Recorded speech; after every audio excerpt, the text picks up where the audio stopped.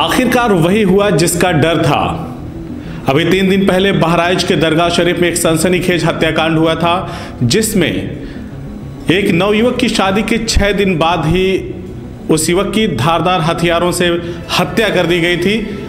और कहा गया था कि युवक करीब लगभग 1 बजे रात में युवक घर से बाहर गया, उसके बाद उसका कहीं पता नहीं चला। उसके बाद उसकी पत्नी ने घर वालों को जगाया और कहा कि ये खाना पीना खा के न जाने कहाँ चले गए हैं। उस हत्याकांड के बाद पूरे बहराइच में हड़कंप मचा हुआ था। पुलिस पे भी कहीं ना कहीं भारी दबाव था कि उस घटनाक्रम का या उस हत्याकांड का पुलिस जल्द से जल्द खुलासा करे। तो जैसा मैंने आपको बताया कि बहराइच पुलिस पर भी कहीं ना कहीं दबाव था कि जल्द से जल्द इस घटनाक्रम का खुलासा हो कि आखिर उस युवक की, जिसका नाम फरीद था, उसकी हत्या कैसे हुई थी। पुलिस रात दिन मेहनत कर रही थी इस केस को सुलझाने में, लेकिन उसको कोई सुराग हाथ नहीं लग रहा था। लेकिन जैसे जैसे समय बीतता गया, पुलिस अपने इरादों में, अपने मंसूबों में कामयाब हुई। और जब पुलिस ने इस घटनाक्रम का खुलासा किया, इस हत्याकांड का खुलासा किया, तो लोगों के पैरों के तले से जमीन खिसक गई। फरीद की पत्नी ने ही अपने आशिक को बुला करके अपने पति की हत्या करवाई थी और उसकी हत्या की साजिश रची थी, जिसके परिणाम स्वरूप उसने अपने प्रेमी को बुलाया था और अपने पति को घर से ये कहते हुए बाहर भेज दिया कि घर के बाहर कोई मिलने वाला आया हुआ है जो हमारे घर को नहीं ढूंढ पा रहा है, आप जाइए उसको लेकर आइए। और जैसे ही वो युवक बाहर निकला, वैसे ही ताबड़तोड़ उस पर हमला कर दिया गया।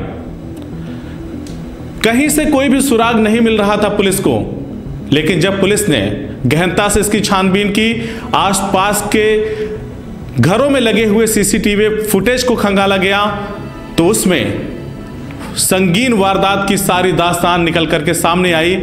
और जो दास्तान निकल कर आई, जो खुलासा हुआ, उससे पूरा बहराइच हिल गया। आखिर एक पत्नी ऐसा कैसे कर सकती है? अगर उसे शादी नहीं करना था या उसे अपने प्रेमी के साथ ही रहना था, तो उसने शादी क्यों किया? और उसे क्या हक था किसी के घर के चिराग को बुझाने का?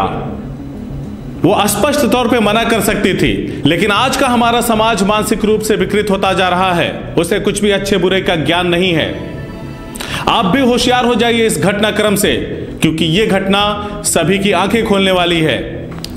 पुलिस की गिरफ्त में यह खड़ा दुर्दांत हत्यारा, ये वही लड़की का आशिक है जिसने इस घिनौने हत्याकांड को अंजाम दे डाला, और वो भी बिना अंजाम के परवाह के। इन्हें क्या पता था कि पुलिस उनके गिरेबान तक पहुंच ही जाएगी। किसके चक्कर में? जी लड़की की।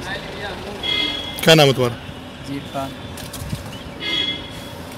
थाना दरगाह में विगत 2/3 की रात में फरीद सन ऑफ खलील अहमद, जो कि गुड़गांव में इलेक्ट्रिशियन का काम करते हैं, मूलतः दरगाह थाना के रहने वाले हैं, और इनकी 1 ही हफ्ता पहले शादी हुई थी। इनकी धारदार हथियार से वार करके इनकी हत्या कारित कर दी गई थी।